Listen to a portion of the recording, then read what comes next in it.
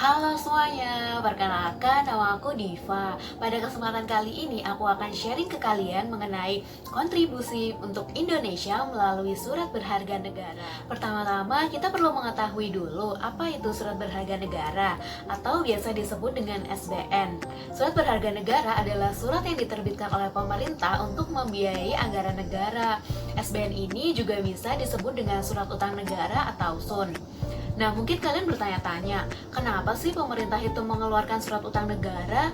Jadi, pada dasarnya penerimaan negara itu ada 3 sumber. Yang pertama adalah pajak, yang kedua adalah penerimaan negara bukan pajak, dan yang ketiga adalah dana hibah. Nah, dari ketiga sumber tersebut belum sepenuhnya cukup untuk membiayai anggaran belanja negara yang begitu banyak. Untuk menutupi kekurangan dari biaya tersebut, pemerintah perlu menerbitkan surat utang negara untuk mendapatkan pinjaman uang dari pihak lain. Apalagi sekarang pemerintah sedang dilanda perang multi aspek akibat pandemi COVID-19. Hampir sebagian besar dana APBN dialokasikan untuk penanganan pandemi COVID-19 ini. Defisit APBN pada awal tahun 2020 diproyeksikan berada di kisaran 1,76% dari PDB. Namun setelah adanya pandemi COVID-19 ini, defisit mengalami pembengkakan hingga pada update informasi terakhir di bulan Juli 2020, dikutip dari CNN Indonesia, defisit ini mencapai 6,38% dari PDB. Lalu, bagaimana pemerintah bisa mengatasi defisit itu? Apa pemerintah bakal ngutang lagi? Gimana ya? Yap, betul banget. Berbicara soal hutang pemerintah, pasti masyarakat langsung punya pandangan negatif deh ke pemerintah. Pemerintah ngutang mulu, nambah-nambah utang negara aja. Kayak, hey para masyarakat, kalian tuh jangan berpikiran negatif dulu ke pemerintah. Hutang itu nggak selamanya jelek, hutang itu nggak selalu jelek. Jadi, hutang yang dilakukan oleh pemerintah ini bersifat leverage, yaitu sebagai alat ungkit untuk mendorong pertumbuhan ekonomi agar semakin berkembang. Terutama kita perlu merekonstruksi kondisi perekonomian di Indonesia akibat pandemi COVID-19 ini.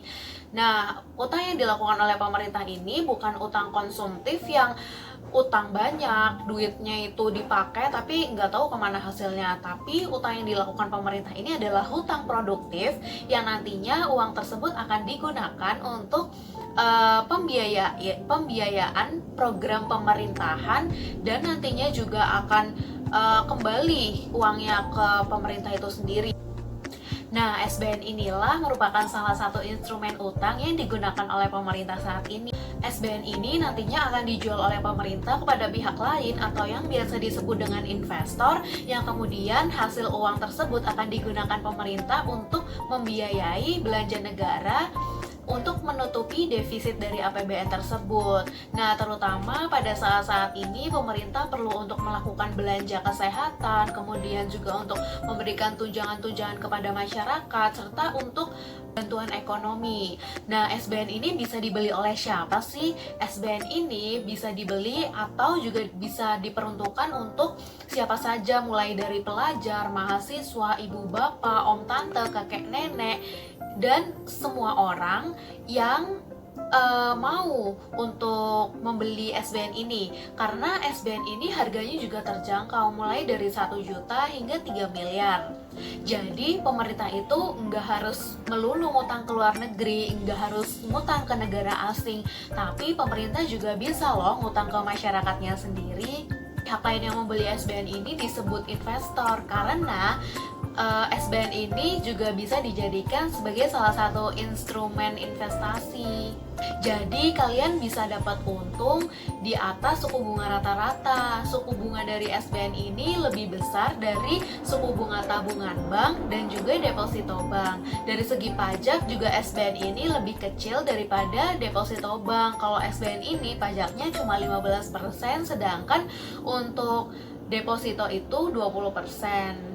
Nah, buat kalian yang takut dengan investasi resiko tinggi, gak usah khawatir, karena SBN ini cocok banget buat kalian, karena uang pokok kalian dan imbal hasilnya telah dijamin oleh pemerintah dan undang-undang. Ada 4 jenis SBN yang bisa kamu beli. Yang pertama adalah saving bond retail, yang kedua adalah sukuk tabungan, yang ketiga adalah obligasi retail negara, dan yang terakhir adalah sukuk retail. Nah, pembelian SBN ini udah bisa dilakukan secara online loh, dengan melalui mitra yang telah ditunjuk oleh Kemenq. Nah, untuk informasi selengkapnya kamu bisa cek di website www.kemenq.go.id atau di Instagram DJPPR Kemenq. Daripada uangnya disimpan di bank, gak berkembang, dan dapat potongan biaya admin, yuk sama-sama kita investasikan uang kita di surat berharga negara. Jangan sampai surat berharga negara malah dikuasai dan diborong sama investor asing. Ayo kita sama-sama membangun Indonesia yang lebih sejahtera. Ajak mama papa kamu, om tante kamu, kakek nenek kamu, dan juga teman-teman kamu buat investasi di surat berharga negara. Karena ini semua untuk kamu, untuk aku, dan untuk kita. Dari anak bangsa untuk Indonesia.